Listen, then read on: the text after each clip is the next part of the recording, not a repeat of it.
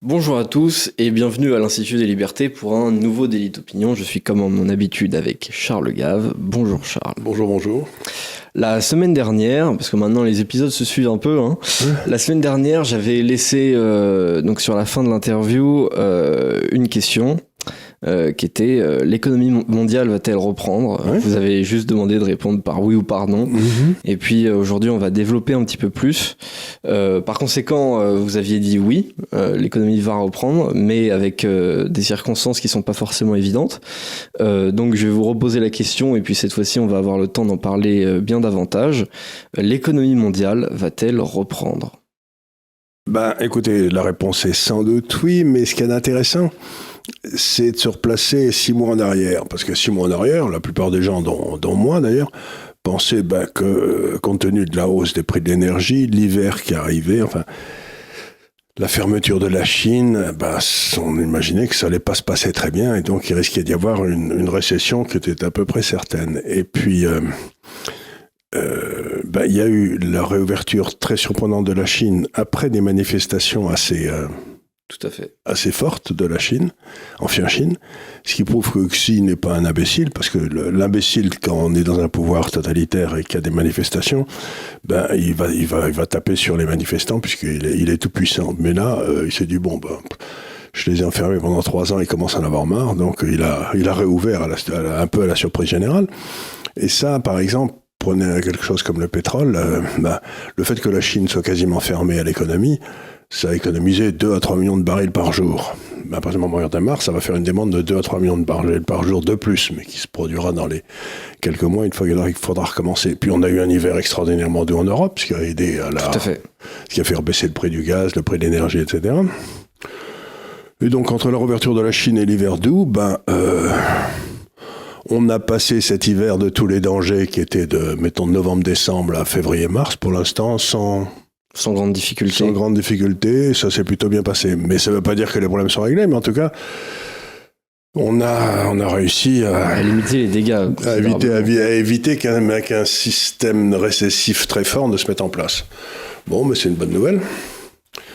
Et donc, voilà. Donc, moi, il me semble que maintenant, avec la Chine qui redémarre, et puis il y a eu une bonne chance que la croissance du commerce mondial reprenne, et c'est un élément important, mais il y a toute une série de problèmes qui sont loin d'être réglés. Le problème de l'endettement en Europe, etc., Oui. c'est loin d'être réglé. Tout à fait. Donc, voilà, on a négocié un virage, mais il y en a d'autres. D'accord. Et c'est vrai que moi, j'observe quelques personnes qui peuvent parler d'économie, parce que moi, j'y connais rien. Donc, vous en faites partie. Il peut y avoir des gens comme Olivier Delamarche. Ouais. Voilà. Vous avez tendance à prophétiser depuis pas mal d'années une grosse crise qui va venir. Moi, je me pose la question parce que avec ce qui s'était passé vis-à-vis du Covid, etc., je me suis dit, là, on y est, quoi, on va y aller. Donc, je me demande si aujourd'hui, cette grosse crise était finalement moins grosse que prévu et elle est derrière nous, ou est-ce que le pire est encore devant? Elle n'est pas derrière nous. Alors, ce qui s'est passé, c'est prenez par exemple ce qui s'est passé en Europe. Les États se sont endettés. Et puis, il y a eu la crise du Covid. Et normalement, d'après le traité européen tel qu'il avait été signé pour la création de l'euro, la Banque centrale européenne n'avait pas le droit d'acheter des obligations émises par les États locaux. Vous savez, c'était pour éviter que les déficits budgétaires ne soient financés par l'impression Oui, c'est ça. de la planche à billets. Et puis, entre la crise grecque et italienne et puis le Covid, c'est-à-dire en l'espace de 2012 à 2022, ou 2020, ils ont fait marcher la planche à billets comme des fous. Donc, le vrai problème que des gens comme moi, les vrais problèmes qu'ils doivent traiter, c'est que vous travaillez dans une espèce d'infrastructure juridique. L'achat d'obligations par la Banque centrale, c'est-à-dire l'impression de papier-monnaie par la Banque centrale, est interdit. Donc vous dites, je ne vois pas comment ça va passer dans les marchés si la France doit emprunter 200, 300 milliards d'euros. Et puis au moment où on arrive sur l'obstacle, la Banque centrale imprime. Donc ça permet de passer l'obstacle, mais ça crée d'autres problèmes qui vont apparaître plus loin.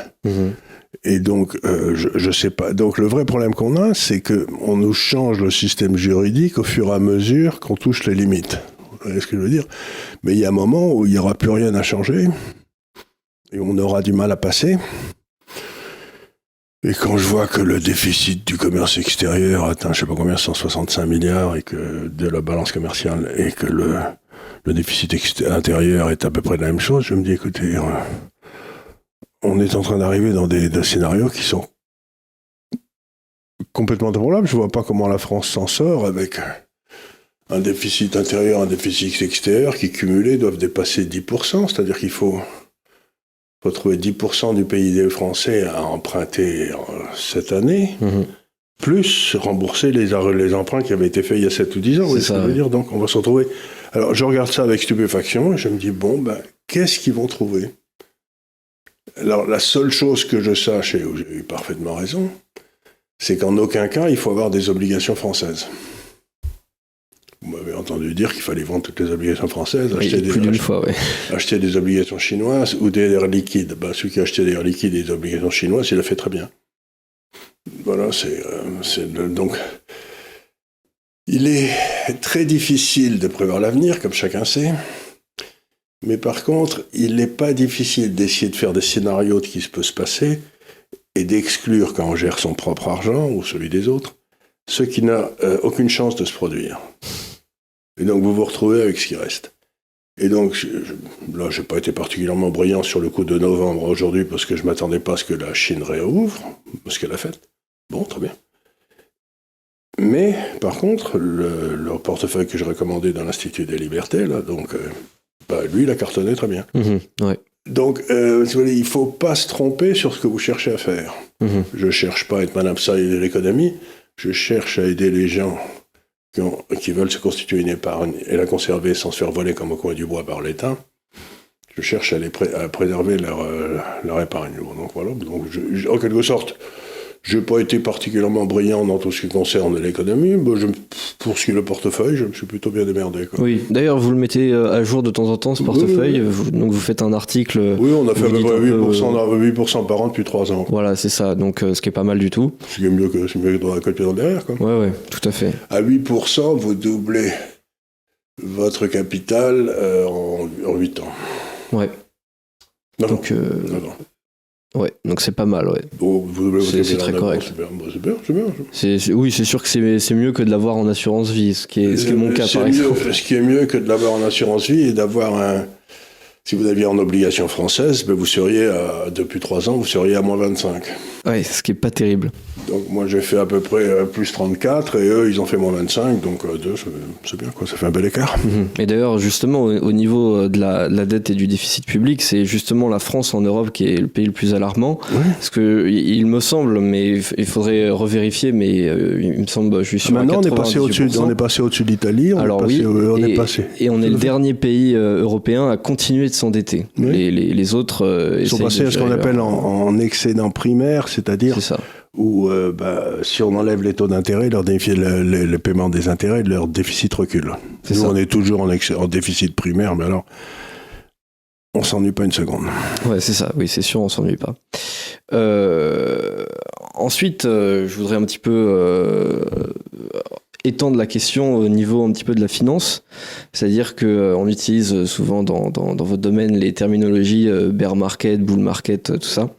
Est-ce que finalement on n'est pas un peu, c'est une terminologie que j'ai vue sur une chaîne américaine, dans un kangourou market, c'est-à-dire ça fait de sauts comme ça, on ne sait pas du tout où ça va, si c'est une tendance haussière ou une tendance baissière. Oui, alors là encore. Il faut bien faire la distinction que je fais souvent ici entre les contrats et les parts de propriété. Vous m'avez entendu. Vous pouvez acheter dans les marchés financiers simplement 2 choses. Un contrat, je vous emprunte de l'argent, on se met d'accord sur le taux d'intérêt, on se met d'accord sur la durée, c'est un contrat. Quand j'achète une obligation française de l'État français, c'est un contrat avec l'État français où les conditions sont stipulées, etc. Donc en principe, je revois mon capital à la fin, en nominal. Bon, très bien. Ça, c'est un contrat. Et puis, il y avait une part de propriété où vous achetez la fameuse action Air Liquide, ou Schneider, ou LVMH, ou L'Oréal, j'en sais rien. Bon, ça aussi, c'est très bien. Mais ce que j'essaye de dire, c'est que dans le domaine des actions, par exemple, les actions en France qui n'ont rien à voir avec l'État français, les 10 que j'ai sélectionnés, mais il y en a d'autres, elles n'ont pas de raison de baisser structurellement. Leurs affaires vont bien, elles vendent dans tous les pays du monde, la situation française n'a rien à voir. Vous avez qu'à voir les bénéfices de LVMH ou de Total, ça n'a rien à voir avec la France, donc très bien, vous avez un bon papier, vous le gardez. Mais par contre, comme je l'ai déjà dit il y a 2 secondes, les obligations françaises ont baissé de 25%. Les obligations allemandes aussi, les obligations américaines aussi. Par contre, les obligations chinoises sont montées d'à peu près 27 sur les 3 dernières années. Bon, qu'est-ce que ça veut dire ? Ça veut dire que le grand bear market, un grand marché baissier, oui, a peut-être commencé et qu'il est sur les contrats en Europe et aux États-Unis. Ce que je veux dire par là, c'est que là où les gens vont perdre leur culotte, c'est sur les obligations françaises, anglaises, américaines, etc. Et comme la capitalisation boursière, c'est-à-dire la valeur des obligations est 1,5 fois celle des actions dans le monde, tout le monde s'attend à ce qu'un bear market, ça se passe sur les actions. Mais peut-être pas cette fois-ci. D'accord. C'est-à-dire que ça va peut-être être sur les obligations d'État. Et il s'est passé un phénomène dans ce cycle qui est très intéressant, et qui est le suivant, c'est que quand vous avez l'inflation qui monte, les banques centrales de nos pays qui serrent, etc., il y a ce qu'on appelle souvent une crise de liquidité, c'est-à-dire que le cash est roi, quoi. Il y a une crise de liquidité. Et dans les crises de liquidité depuis 1960 à peu près, chaque fois qu'il y en avait une, les marchés émergents, et en particulier les marchés émergents obligataires, les contrats au Brésil, etc., se pétaient la gueule. Parce que c'était eux les plus sensibles à la crise de liquidité en dollars. Et nous, c'était les monnaies souveraines, sont baissées, mais pas beaucoup, quoi. Et cette fois-ci, les contrats dans les pays émergents, les obligations n'ont pas baissé, elles sont montées. Et nous, on est bidouillé de 25%. Donc, c'est la première fois dans ma carrière que je vois un bear market dans les obligations de nos pays, et qui n'a pas créé un bear market dans les obligations des pays émergents. Mmh. Donc c'est peut-être le signe que ce que j'ai souvent annoncé, c'est-à-dire le remplacement du dollar par d'autres monnaies, est en train de se produire. C'est-à-dire que nos monnaies, les gens maintenant ne croient plus qu'avoir des contrats dans ces monnaies, ça va quoi que ce soit. Donc ce que j'essaie de vous dire de façon assez simple, c'est que il n'y a pas de raison de vendre mes airs liquides, comment elles avaient baissé, elles ont monté, mais ça reste toujours une belle valeur sur le long terme, je ne me fais pas de soucis. Mais par contre, le vrai bear market, qui est celui sur l'endettement des États qui ne peuvent pas rembourser, du style la France, les États-Unis ou l'Angleterre, ça fait peut-être que commencer. Il va peut-être y avoir un vrai désastre là. Donc, ce que j'essaie de dire aux gens, c'est le fait que les actions n'aient pas baissé, c'est peut-être parce que les gens se disent « j'ai des obligations en France, je vais les vendre et je vais acheter des actions, parce que ça vaudra toujours quelque chose, alors que mes obligations, elles valent rien. » Vous voyez ce que je veux dire ? Il y a peut-être un glissement qui est en train de se faire. Les gens se disent, ce que j'ai dit souvent aux gens, c'est que les portefeuilles sans risque, c'est les portefeuilles en actions, parce que ça vaudra toujours quelque chose sur le long terme. Alors qu'un portefeuille en obligations, si vous avez des obligations grecques il y a une quinzaine d'années, c'est tombé à zéro et puis vous avez tout perdu, quoi. Et puis ça ne remontera jamais. Ouais. C'est une obligation émise par Weimar, ou par l'emprunt russe. Oui, c'est sûr, ça ne vaut plus grand-chose aujourd'hui. Ouais. Voilà, donc si vous voulez, aujourd'hui, je me demande si le risque n'est pas principalement sur les marchés obligataires des pays développés. D'accord, intéressant. J'avais pas vu ça comme ça. Donc c'est là que se passent les gamelles et c'est peut-être là qu'elles vont continuer à se passer. Ok, d'accord, très intéressant.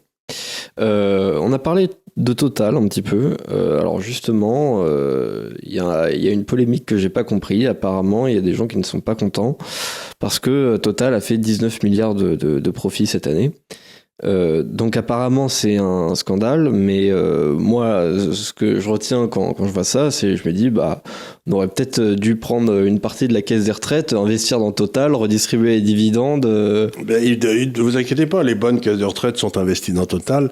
Elles touchent les dividendes avec beaucoup de plaisir et ça évite d'avoir à demander l'avis de l'État sur comment récupérer. Mais je vais essayer de faire comprendre. Total, c'est une société qui existe depuis longtemps. Donc ça fait très longtemps qu'elle a d'excellents ingénieurs, d'excellents géologues, et ces gars-là ont trouvé des gisements de pétrole dans la terre entière. Il y en a en Russie, il y en a en Afrique, ils ont des gisements.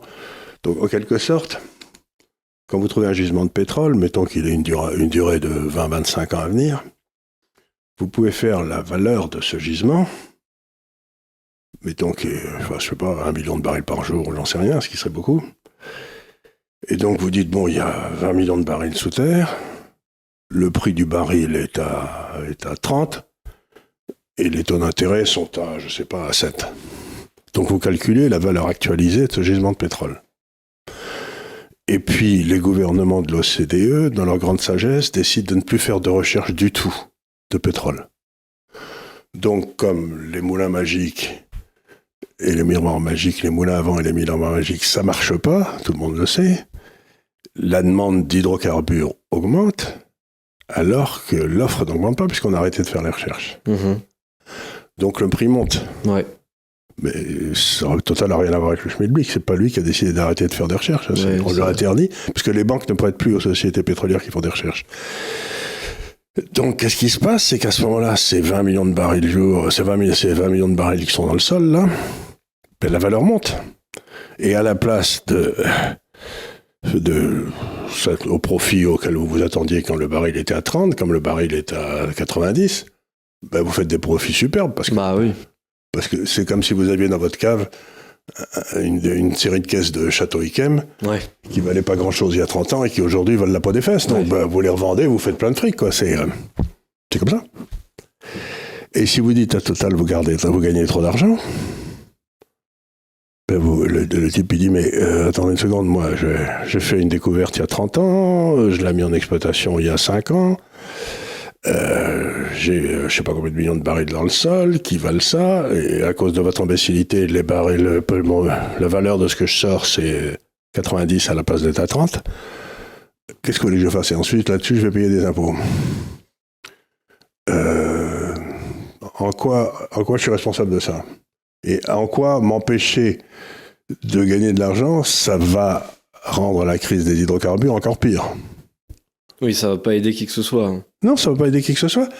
Et puis, ce que je me tue à dire aux gens, puisqu'on parle des retraites, vous en avez parlé un petit peu, je vais redire ce que j'ai dit dans une des dernières émissions, c'est que, bon, on a un gros problème de retraite, apparemment, d'après ce qu'on me raconte, je sais pas si c'est vrai, mais apparemment, on a un gros problème de retraite. Bon. Ce problème de retraite doit être traité. Qui s'en occupe de le traiter? Bah, notre gouvernement, a priori. L'État, oui, le gouvernement, oui. Et maintenant, moi qui ai de l'âge, je réfléchis, je me dis, qu'est-ce que le gouvernement français a traité depuis 50 ans qui a marché? Faudrait faire la liste. Rien. Rien, la diplomatie, l'Europe, l'armée, l'éducation, les hôpitaux, ils sont plantés absolument sur tout. Donc les gens me disent, c'est horrible, ils sont en train de se planter sur les retraites. Mais je leur dis, mais attendez, c'est pas la bonne question. C'est sur quoi ne se sont-ils pas plantés? Pourquoi vous attendiez-vous à ce que le gouvernement soit capable de traiter le problème des retraites? Est-ce qu'il a été capable de traiter proprement un seul problème depuis 50 ans? L'immigration, je sais pas. Je voyais, il y a quand même une série de problèmes qui sont posés à la France, et on a quand même toujours botté en touche ou fait des conneries, quoi. C'est comme de fermer les centrales nucléaires. Il y a 2-3 ans, fallait le faire, quoi. Ça fallait vraiment une vision à long terme. Fallait être visionnaire. Surtout que moi, je savais qu'il y allait avoir une pénurie d'hydrocarbures, puisqu'ils avaient... donc, si je le savais, Madame Borne devait le savoir aussi. Plutôt bornée, d'ailleurs. Enfin, alors, voilà, elle a été très fière de fermer Fessenheim. Donc, vous vous dites, les Français sont quand même bizarres. Ils élisent des gars, ils font confiance à l'État. L'État se plante à chaque fois. Et à chaque fois, ils pensent que l'État est capable de régler le problème. Mais il faudrait qu'ils changent un petit peu de logiciel et qu'ils disent le problème, c'est pas la retraite, c'est pas les centrales nucléaires, c'est l'État. C'est les gars qui nous gouvernent le problème. Donc il faut, si on veut régler tous ces problèmes, il faut peut-être changer le logiciel des Français pour qu'ils s'emparent des problèmes plutôt tous qu'attendre à une série de corneaux du style du président de la République les résolvent.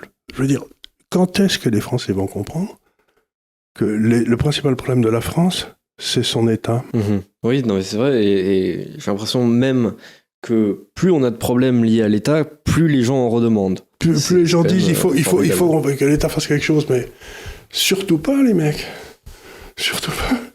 vous nous avez assez aidés, vous savez, c'est les types à Saint-Malo qui avaient dit ça à Louis XIV, qui demandait comment ils pouvaient, comment les armateurs de Saint-Malo pouvaient être aidés dans leur concurrence contre les Anglais. Et le type avait dit surtout, sire, vous nous avez assez aidés, laissez-nous bien tranquilles, on va se débrouiller avec eux, mais...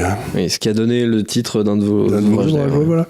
Mais quand est-ce que les Français vont comprendre que l'État, son métier, s'il en a un, c'est de faire régner la stabilité du droit et, si j'ose dire aussi, la police, la justice et l'armée, allez, peut-être la diplomatie. Bon, c'est là, parce qu'il ne peut pas y avoir de privatisation de ces trucs-là.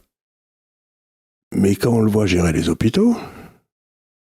Aujourd'hui, il y a plus de personnel administratif que de personnel soignant. Mmh. Donc, ce que fait l'État, comme il croit à la société de contrôle, où vous avez, vous savez, c'est ma vieille blague, où vous avez la main invisible d'Adam Smith, où vous avez le grand coup-pied dans le derrière de Staline.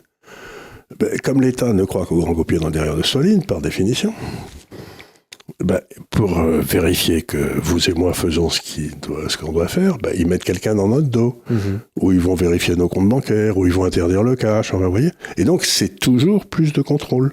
Et s'imaginer que parce qu'on aura plus de contrôle, on va avoir une meilleure société, c'est croire que Staline, ça a mieux marché. Oui, ouais. Donc, si vous voulez, c'est cette folie du contrôle qui est la propre de la classe administrative. Et les Français, quand ça échoue, ils disent pas le problème c'est le contrôle, ils disent le problème c'est qu'on a mis le mauvais contrôleur. On mettrait M. Mélenchon, ça marcherait. Ouais. Mais M. Mélenchon, on a vu qu'il a soutenu avec ardeur le Venezuela, tous les pays à la con. Ouais. On crève de faim. Faisons la liste des pays soutenus par Mélenchon. C'est le Venezuela, le Cuba... Attendez, il y en avait peut-être un troisième, je sais pas, enfin bref, donc le type, la caractéristique essentielle, c'est que d'abord, le tiers de la population s'est barré parce qu'il crevait de faim dans le pays d'à côté, comme Cuba, et où, moi j'étais à Cuba il y a 3-4 ans, et je peux vous assurer que rien ne marche, c'est absolument effrayant. Ouais, et je crois qu'on a encore plus de 200% d'inflation au Venezuela en ce moment. Oui, mais rien ne marche. Je sais pas comment ils font pour avoir toujours plus d'inflation, même après avoir eu 1000%, enfin bref, c'est quand même un truc de dingue. Là, vous savez, une monnaie, ça tombe asymptotiquement à zéro, donc si vous passez de 100 à 50... ça vous fait, vous avez perdu la moitié. Puis vous passez de 50 à 25, vous avez encore perdu la moitié. Mais si vous passez de 1 à 0,50, ça fait encore la moitié. Oui, c'est vrai. C'est la merveille des mathématiques. Ça. Oui, c'est vrai. Donc vous allez asymptotiquement à zéro. Mais donc voilà, je voulais parler de ce profit total qui est parfaitement normal. D'une manière très bizarre alors déjà par une certaine partie de nos médias et peut-être encore plus par les personnalités politiques d'extrême gauche, donc de la NUPES. Vous savez, je serais content si la NUPES, ils sont payés pour dire des imbécilités, puis on le sait, ils sont c'est niveau zéro, ils sont en électroencéphalogramme plat, il n'y a rien à dire sur la NUPES. Mais par contre, vous avez un certain nombre de gens de la droite qui disent la même chose. Oui, c'est vrai, parfois, oui. Et alors ça, c'est incompréhensible, parce que je vois pas pourquoi. Donc, moi, je regarde ça, et je suis stupéfait, je me dis, dans le fond, il y a une grosse partie de la droite qui est en France, une grande partie, qui est à peu près aussi antidémocratique et anti-marché libre qu'une bonne partie de la gauche. Qu'une bonne partie de la gauche. Et peut-être là où il y a une petite différence entre les deux, c'est sur l'immigration, quoi. C'est le clivage. Mais si vous voulez, quand j'écoute un certain nombre d'hommes de droite qui parlent d'économie, j'ai vraiment l'impression d'entendre Mélenchon, quoi. Oui, c'est vrai. Donc, ils ont ce qu'ils méritent. C'est vrai qu'il y a dans une partie de la droite un gros fantasme sur le poids de l'État, et sur le fait que ça marcherait mieux. Une partie de la droite semble croire, ce qui me laisse toujours tout à fait surpris, semble croire que le calife est bon, mais c'est le Premier ministre, le vizir, qui est mauvais. Donc si on changeait le Premier ministre, si on les mettait eux à la place du vizir, quoi, à ce moment-là, ils feraient tourner bien les contrôles. Mais quand est-ce qu'ils comprendront que les contrôles, ça ne marche pas, que ce soit exercé par un fasciste de droite en Italie en 1930, ou que ce soit exercé par un communiste en Russie en 1930. La seule différence, c'est que les communistes tuaient plus allègrement que les fascistes, là. Mais enfin, le principe était le même. Le principe était relativement... Le grand coup de pied dans les fesses, quoi. Il n'y a pas de différence entre un fasciste et un communiste. Oui, pas dans la manière de gérer l'État, en tout cas. Non, c'est la même chose. Et de gérer les droits individuels. Oui, tout à fait. La droite ne respecte pas les droits individuels, en particulier le droit de propriété, ce qui est quand même la base de tout. C'est vrai. Donc moi, quand je regarde la droite, je me dis, mais j'ai rien à faire avec ces gens-là. Et je ressens, on me dirait, t'es de gauche, je dirais, ouais, peut-être. Mais quand les gens me disent, c'est un gars d'extrême droite, je leur dis, mais attendez une seconde, mais moi, j'ai rien à voir avec ces gars-là. Je me sens presque insulté, tellement les mecs en face sont cons. Je veux pas être pris pour eux, parce qu'ils sont tellement nuls et tellement cons que j'ai pas envie d'être pris pour des gars qui ne jurent que pas mon race, quoi. Ouais. Non, c'est vrai. Après, j'ai l'impression qu'il y a parfois beaucoup de personnes très jeunes dedans qui peut-être fantasment un gros poids de l'État dans le passé, je sais pas, qui peut-être fantasment sur des régimes politiques. Enfin bref, il s'agirait peut-être de grandir jeune, un peu, il faut que vous soyez en état de prendre des décisions, de vous tromper, de vous casser la gueule, de rebondir. Et quand vous êtes dans un camp de concentration, c'est difficile. Hein. Ouais, c'est sûr, c'est beaucoup plus dur, ouais. Enfin voilà pour ce qui est de Total. On va. Alors déjà, Total, c'est qu'on lui fout pas la paix. Je vais proposer un truc, une petite nouveauté à nos abonnés, surtout à ceux qui du coup sont un petit peu assidus. Je vais leur proposer un truc maintenant. C'est vous allez poser une question dans les commentaires, vous allez discuter un petit peu. Et puis à l'épisode d'après, je choisirai une question parmi les commentaires et que je poserai derrière à Charles donc lors de l'émission suivante. Donc n'hésitez pas à poser votre question, peut-être que c'est la vôtre que nous allons choisir. Je prendrai, j'imagine, parmi les questions les plus appréciées dans la section commentaires, pas forcément la plus appréciée d'ailleurs, mais que je jugerai selon un critère de popularité et de pertinence à la fois. Voilà, selon mes propres critères. Donc pour le coup, je suis le responsable. Je suis le responsable et c'est mes critères. Et si c'est des critères mauvais, et je connaîtrai pas la question à l'avance. Voilà, exactement. Comme toujours, parce que j'ai toujours refusé de connaître la question à l'avance, en partant du principe que il faut toujours se méfier de la première réaction parce que c'est la bonne, vous savez. Donc je veux que les gens sachent ce que je pense instinctivement. Oui, mais mon instinct là sur le coup. C'est comme ça qu'on fonctionne depuis le début parce que avant la toute première émission, je vous avais proposé de regarder mes questions et vous m'avez dit non, je préfère dire des conneries sur le coup. Oui, parce que c'est très important parce que je crois que les gens, les audiences, etc., comme les hommes politiques, ils connaissent les questions avant, ils répondent. Et on sent tellement le truc préparé à l'avance, où il n'y a pas qui a été fait par des spécialistes de la communication. Et moi, je m'obstine à penser que des gars comme Napoléon, De Gaulle ou Clémenceau, ils n'avaient pas de conseiller en communication. Ouais. Ils disaient leurs conneries brutes de fonderie, et de quelque part, le peuple aimait bien, quoi. C'était parce qu'il comprenait. Donc, c'est l'histoire de trucs où vous écoutez un gars un quart d'heure et vous dites à la fin, mais qu'est-ce qu'il a dit, et vous n'avez pas compris. Ça m'est arrivé avec des hommes politiques. J'avais demandé à ma fille, mais qu'est-ce qu'il a dit? Elle me dit, je sais pas, qui était à côté de moi. Donc, ça m'est égal de me tromper, ça m'est égal d'être vulgaire, ça m'est égal à condition que c'est là. Ben, si ça vous plaît pas, encore une fois, la solution, c'est plus regarder la chaîne. Je veux dire, c'est pas, moi je suis pas payé par les impôts, je fais ça parce que quelque part ça m'amuse et je pense que c'est utile. Mais si les gens trouvent que ce que je dis est pas possible, eh ben, vous appuyez sur le bouton. Oui, c'est assez facile en plus, et c'est parfaitement gratuit, voilà. Et il y a des tas de gens, la plupart des gens qui nous écrivent à vous, à moi, nous posent des questions, nous disent c'est bien, continuez ou j'en sais rien. Puis à peu près, il doit y avoir 3-4% des types qui passent leur temps à nous insulter. Et ça je voudrais en parler aussi parce que ça me paraît... C'est toujours sous des pseudonymes. Donc je leur dis, mais insultez-moi, ça me fait plaisir parce que ça va peut-être me faire progresser. Mais mettez votre vrai nom. Oui, c'est vrai que le...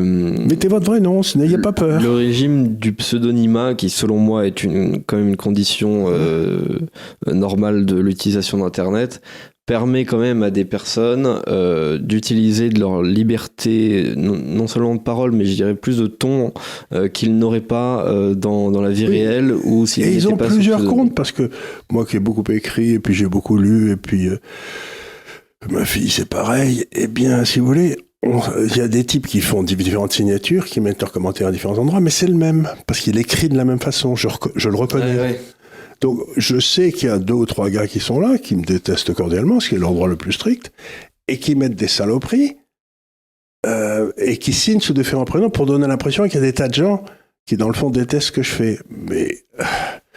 Mais ayez du courage. Si vous vous appelez Jean Dupont, signez Jean Dupont avec votre adresse en dessous.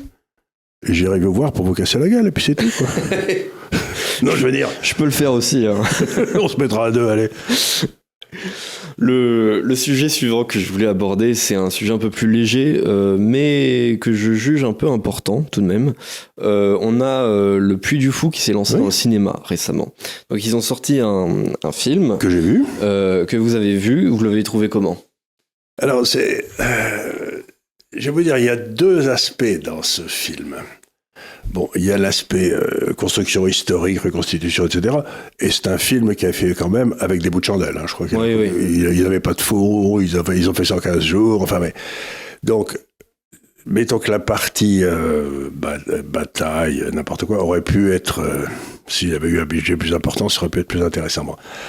Mais c'est pas ça l'essentiel. Mais l'essentiel, c'est que nous vivons dans ce pays et que depuis cette époque-là, 1794 à peu près, ça va faire plus de 200 ans, il y a eu un négationnisme, mais un vrai négationnisme sur les crimes contre l'humanité faits par la Révolution.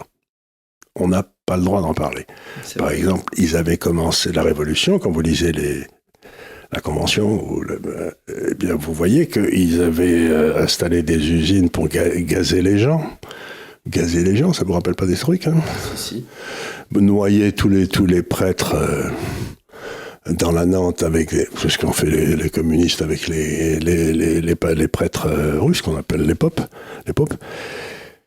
et tuer les femmes, les enfants. Et quand j'étais enfant, j'avais visité le musée Carnavalet, je crois, si mes souvenirs sont exacts, je devais avoir 10-12 ans, où il y avait des bibliothèques entières de livres qui étaient couverts de peau humaine, qui avaient été faits en Vendée. On avait fait vous savez, comme on fait avec des cochons, quoi, vous voyez ce que je veux dire ? Mais ça existait, donc j'imagine qu'on les a enlevés maintenant. Mais enfin, moi, je m'étais dit quand j'étais petit, mais que c'est ce truc-là, quoi. Donc, la gauche a prétendu pendant plus de 2 siècles que ces choses-là n'ont jamais existé. Un petit peu comme on a fait du négationnisme sur les crimes du communisme. Le livre noir du communisme, les types qui l'ont écrit, ils n'ont pas fait la carrière qu'ils auraient dû dans l'université. Donc, il y a eu une espèce de mensonge qui a porté sur cet épisode de l'histoire de France. Et là, le mensonge explose. Et du coup, toute la gauche est verte de rage parce que on nous avait expliqué que la Révolution, ça s'est dépassé dans la joie et le bonheur. C'est pas vrai du tout.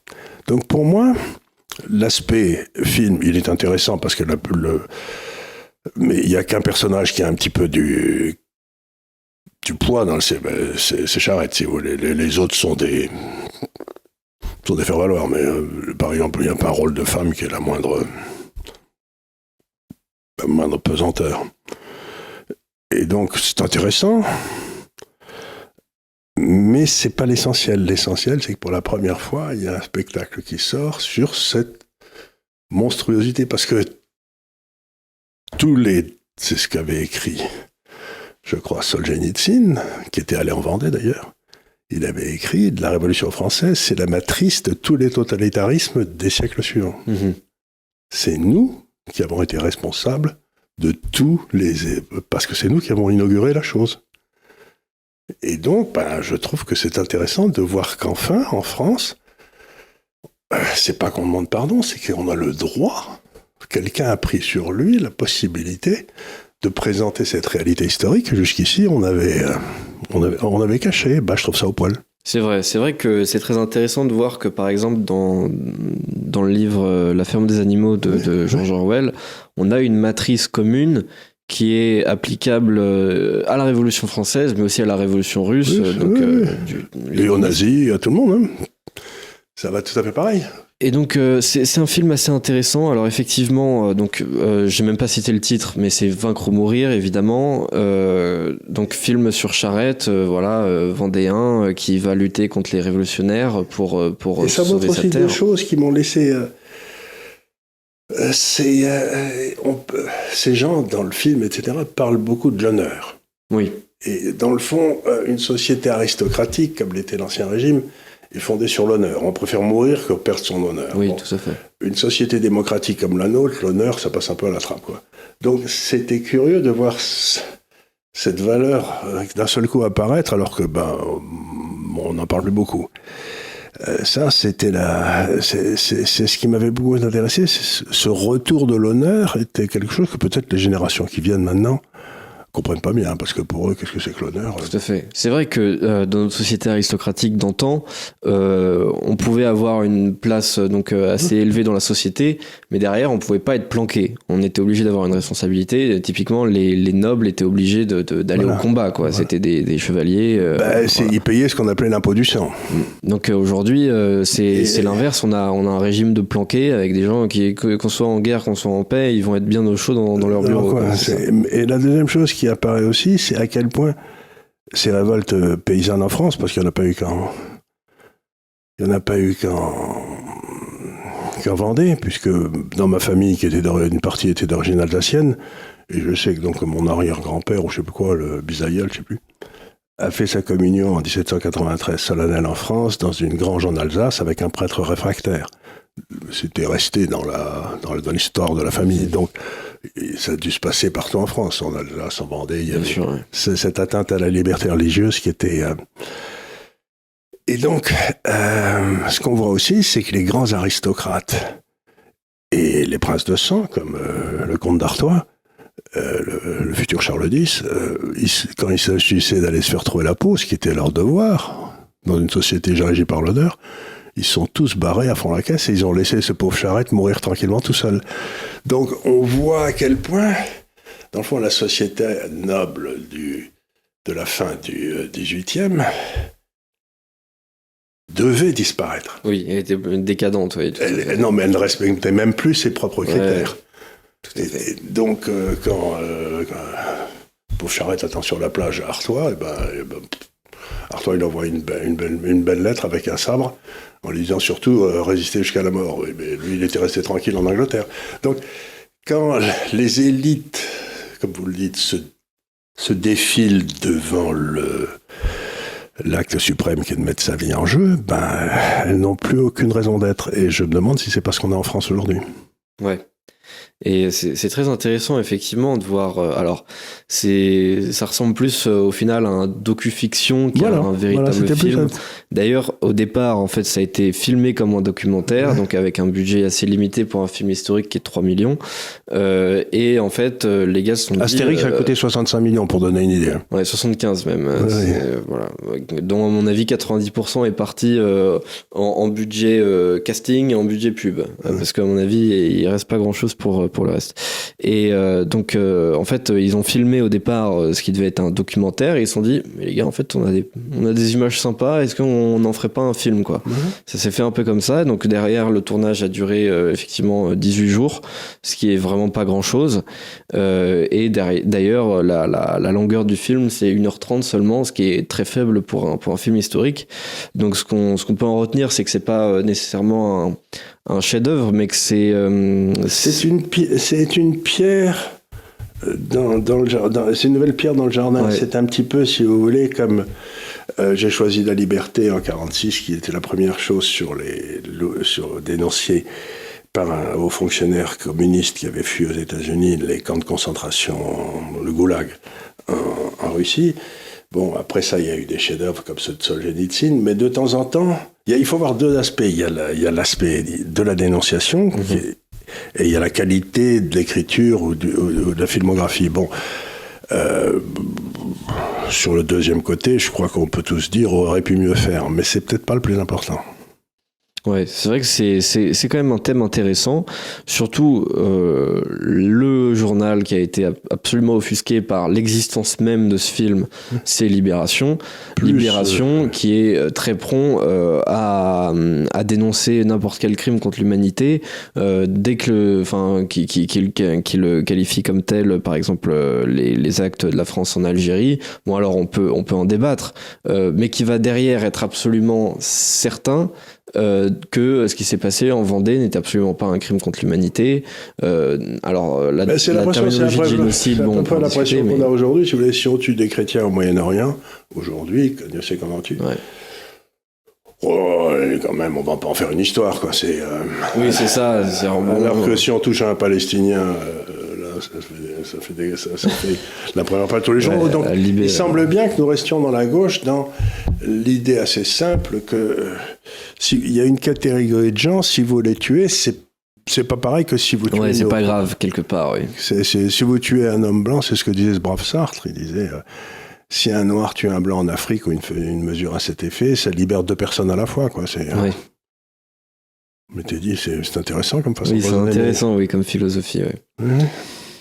Donc voilà, pour ce film qui a fait très mauvaise presse à gauche, qui a fait plutôt bonne presse à droite, et qui en tout remarque cas... pas mal que les gens vont le voir. Les gens vont le voir, malgré le fait qu'il sorte dans moins de 10% des salles en France, puisque là aussi il y a une sorte de discrimination politique du film, qui aurait dû sortir normalement comme tous les autres films, quoi, c'est-à-dire dans au moins la moitié des salles de France, mais ce n'est pas le cas, et qui a fait quand même plutôt un bon score après à peu près un peu plus de 2 semaines, c'est-à-dire 185 000 entrées. C'est-à-dire qu'il fait ses frais, quoi. Ouais, donc c'est assez intéressant.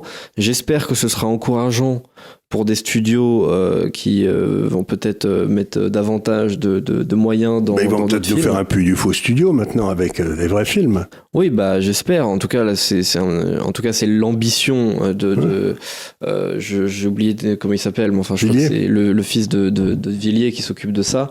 J'ai un trou sur son prénom. Mais enfin, c'est l'ambition des studios. Je trouve que c'est une très bonne initiative. C'est vrai que le premier film, bon, est perfectible, mais c'est une première pierre à l'édifice, et j'espère que les autres seront encore mieux taillés. Voilà, donc bravo au Puy du Fou, mais quand même faites mieux. Peut mieux faire, allez, c'est comme... Peu mieux faire, vous avez les encouragements du conseil de classe. Voilà. Moi, les encouragements, je crois pas que je les ai jamais... Non, mais j'ai été averti plusieurs fois, donc moi, j'avais jamais pas mieux faire. C'était toujours... état de son maximum. Ah ouais, moi c'est toujours approfondir, encouragement, mais bon. Moi j'ai jamais été encouragé alors. Pas top. Bon. Et le dernier sujet que je voulais aborder, c'est un sujet un peu plus politique. Il n'y a pas forcément de quoi en faire une thèse, mais je trouve ça intéressant quand même. C'est-à-dire que sur cette question, encore une fois, de la réforme des retraites, le RN a proposé quelque chose que je trouvais intéressant, c'est-à-dire l'idée de faire un référendum sur la question des retraites. Exactement le genre de cas où il faudrait faire un référendum, ouais. Voilà, je trouve que c'est on a une situation de blocage, le pays, on sait pas trop ce qu'il en pense, il est de plus en plus opposé à cette réforme des retraites, il y a plein de gens qui sortent dans la rue, les gens sont vraiment pas contents, le gouvernement reste têtu comme une mule, on fait plein d'amendements dans tous les sens pour faire retarder le vote du truc. Enfin bref, c'est la question que vous posez, Emmanuel, ce matin, et que je vais vous poser, parce que à mon avis c'est la bonne, ça occupe beaucoup les gens. Ils s'engueulent à la tribune de la Chambre, ils montent, ils crient, il se passe des trucs abominables et tout. Donc pendant que tout le monde est en train de se battre pour la retraite, là, personne ne s'occupe des abandons de souveraineté qu'on fait partout ailleurs, à Bruxelles, des armes qu'on envoie à l'autre fou là-bas. Ouais, c'est vrai. Donc, est-ce que c'est pas simplement un théâtre d'ombre qui est fait par nos vrais ennemis, c'est-à-dire, mettons, les gars de la CGT qui sont payés par l'État, parce qu'il n'y a plus de syndiqués, quoi. Donc, c'est plus. Donc, est-ce que c'est pas simplement un énorme théâtre d'ombre qu'on nous met en place pour continuer à nous enfumer là où on ne regarde pas. C'est un coup de bonne taux. Vous regardez ici, et puis on pique le pognon là. Alors c'est une bonne question, parce que là, je n'ai pas la réponse, mais je me dis, ça m'étonnerait qu'à moitié. Et un type comme Mélenchon, il est tout à fait d'accord pour jouer dans ce théâtre, parce que ça fait 40 ans qu'il joue dans le bon taux, lui. Hein. Ouais.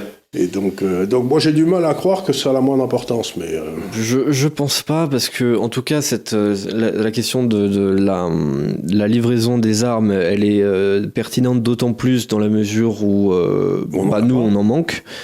Effectivement, si on n'en manquait pas et qu'on en avait pu savoir qu'en faire, pourquoi pas. La vraie question, c'est se dire oui, mais enfin nous il nous reste 3 chars Leclerc, est-ce qu'on les envoie à l'Ukraine ou est-ce qu'on les garde pour nous, quoi. Donc c'est un peu la vraie question. Cependant, j'ai pas l'impression que ça intéresse beaucoup les gens, et même j'avais vu une enquête d'opinion dessus, ceux à qui on posait la question étaient pas contre l'envoi d'armes, sûrement aussi parce qu'ils ne savaient pas que nous aussi on en manquait, donc j'ai pas l'impression que ce soit une question qui soit très non, mais c'est toujours pareil. Quand vous regardez ce qui s'est passé depuis 40 ans, c'est chaque fois qu'il y avait une crise en France ou n'importe quoi, c'est là où on abandonnait les droits monétaires, les droits sur notre droit, le contrôle de notre droit, le contrôle de l'immigration. Donc le mouvement de ces gens depuis 40-50 ans, c'est toujours de filer à la casse nos souverainetés au moment où les Français se mettent sur la gueule sur l'âge du capitaine, quoi. Et donc je me demande si c'est pas une nouvelle fois un énorme coup d'intox pour qu'on regarde ça, qu'on regarde pas autre chose, quoi. Parce que je suis quand même stupéfait qu'on parle que de ça, si vous voulez. Ça me paraît... Ouais, après, c'est vrai qu'il y a une grosse mobilisation. Je pense que c'est ça aussi qui fait qu'on en parle autant. Mais est-ce qu'en mobilisant les gens comme ça, la CGT, etc., qui défilent et tout, vous empêchez pas les gilets jaunes de se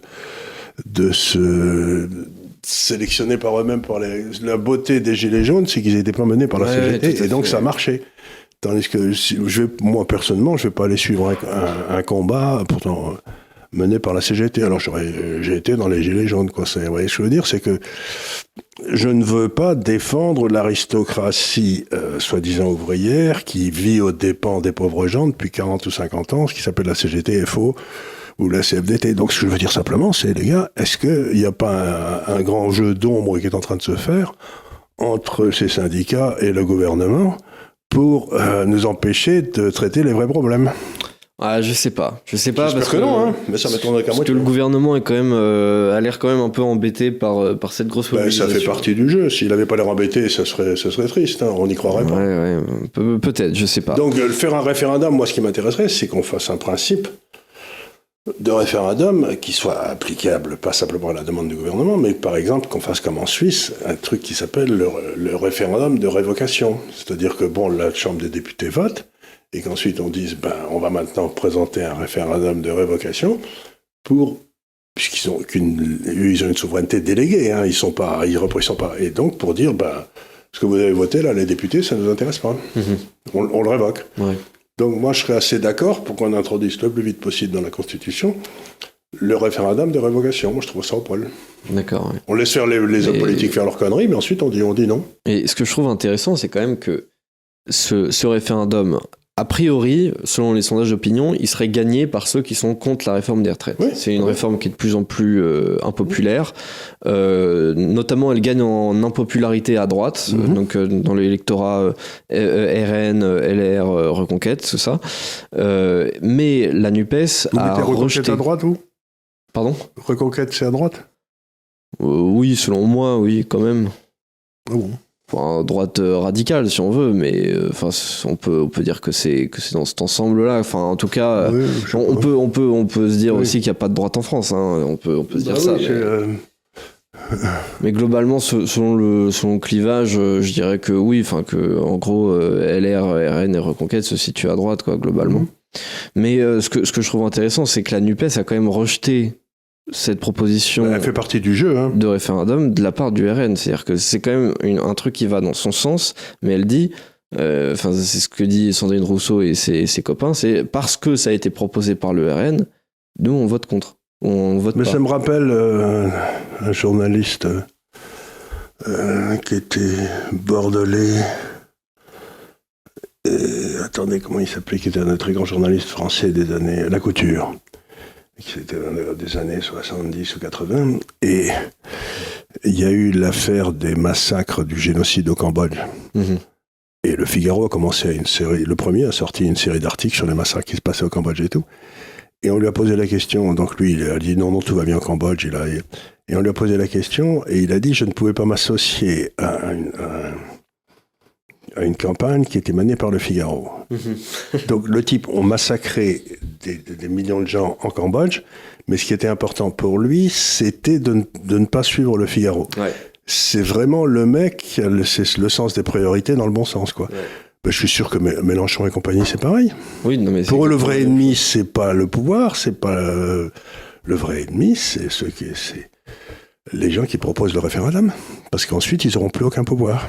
C'est assez fascinant, parce que du coup, ça les empêche complètement... C'est la couture de notre temps. Ça les empêche complètement de jouer leur jeu d'opposition, c'est-à-dire qu'ils... Non, ils poussent des cris, mais leur jeu d'opposition, c'est de ne pas serrer la main au mec du RN. Ouais, c'est ça. Ça mène loin. Hein. C'est quand même curieux, et selon moi, ça va quand même lui porter préjudice, parce qu'en termes de crédibilité... Je suis certain que s'il y avait de nouvelles élections aujourd'hui, j'aurais tendance à penser que le RN serait majoritaire. Bah, en tout cas, parce que y a tous ces gens-là qui ont voté pour lui, qui sont déçus. Ouais. Donc, je ne suis pas sûr que ce soit une bonne nouvelle, parce que le côté économique du RN, c'est pas terrible, mais de toute façon, ils peuvent pas faire mal que les gars qui sont là. Si, ils peuvent d'ailleurs. Maintenant que j'y réfléchis, moi je pense toujours qu'on peut pas tomber plus bas, et puis chaque fois, ils continuent à creuser, on va plus bas. Donc, je retire ce que j'ai dit. Le RN pourrait peut-être faire pire, mais je vois pas comment, mais s'il y a une façon de le faire, ils le feront. Ouais, peut-être. Bah, de toute façon, après... J'ai rien contre le RN, je dis simplement. Quand je vois ce qu'ils disent, je me dis, bon ben... Oui, de toute façon, on ne sait pas trop qui on aimerait mettre, en fait, au final, à la place d'Emmanuel Macron, même si on avait le pouvoir de si on mettait simplement le peuple avec une démocratie directe comme en Suisse, ce serait une bonne idée. Ouais, on n'aurait plus à se faire de soucis. Oui, c'est sûr, c'est ce que vous proposez depuis très longtemps. Ça, c'est sûr, c'est une constante. C'est une constante, j'ai jamais changé. Demandez ce que disait ce brave Montaigne. Il disait « J'aime les gens de mon pays qui n'en savent pas assez pour raisonner de travers. » Oui. Mais c'est vrai que c'est quelque chose de très profond. C'est-à-dire, il y a une espèce de bon sens populaire qui existe malgré tout, et je crois pas que ce soit démagogique que de le prétendre. Je crois que vraiment ça existe. Je crois que ça s'est même illustré lors des dernières législatives, c'est-à-dire qu'on a obtenu un truc qui n'est pas gérable, un équilibre, un savant équilibre où tout le monde était un peu perdant et où tout le monde était un peu content dans l'électorat français. Et c'est peut-être la première fois que c'était le cas, quoi. Donc c'était. Donc pour revenir à votre question.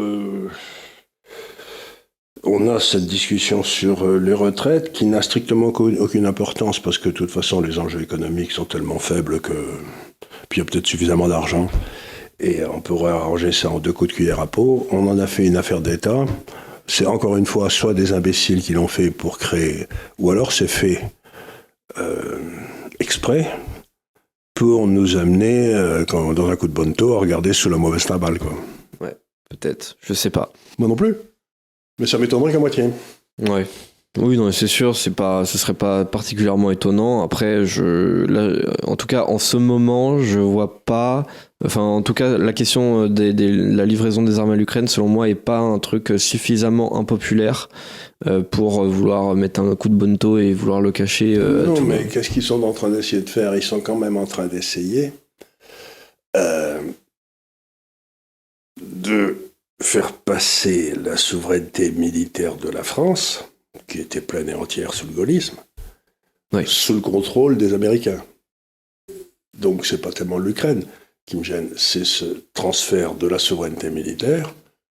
Ils ont déjà transféré à peu près toutes il nous restait celle-là. Est-ce qu'ils sont pas en train d'essayer de simplement enlever, par exemple, l'essentiel de la force de frappe ? Ouais. Donc, et ça, c'est en train de se passer sous nos yeux et personne ne dit rien. Ouais. Après, ça c'est une question. Même si, peut-être que même si on n'avait pas de distraction, ça n'intéresserait personne. Enfin, j'ai l'impression qu'on a délégué tout un tas de souveraineté, bon, notamment ces 10 dernières années dans le domaine nucléaire, et que personne n'a l'air d'en avoir rien à faire, quoi. C'est quand même assez fascinant. Il y avait des tas de gens intelligents qui disaient que la ligne Maginot c'était une bêtise. Et puis le jour qui n'était pas au courant, on disait mais pourquoi? Mais non, ça va bien marcher, c'est des tranchées qui sont confortables, c'est tout. Et quand ils ont eu les Allemands de 40 à 44, ils n'ont pas trouvé ça particulièrement agréable, quoi. Ouais. Donc c'est pas parce que le peuple se désintéresse d'une chose que les conséquences ne vont pas être tragiques. Oui, c'est vrai. C'est vrai. Bon, en tout On cas, va pas être pessimiste. voilà pour l'épisode d'aujourd'hui. Donc, je vous renvoie vers l'épisode de la semaine prochaine où nous allons donc traiter une des questions que vous allez nous mettre en commentaire.